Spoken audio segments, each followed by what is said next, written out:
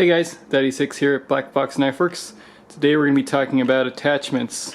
So right now we're getting in some different wheel sizes. We're going to have 10 inch, 12 inch, and 14 inch serrated.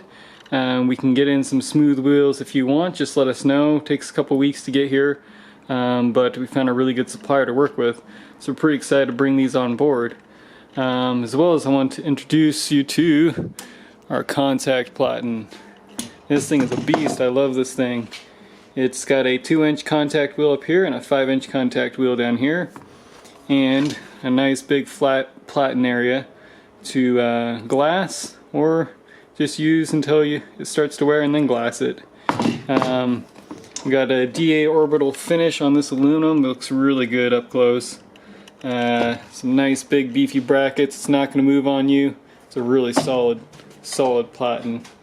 The good thing about this contact platen with these contact wheels in the horizontal position, when you flip your grinder over, gives you a lot more variety of different profiles you can do on the wheels, and then you can switch back over to flat grinding in the vertical.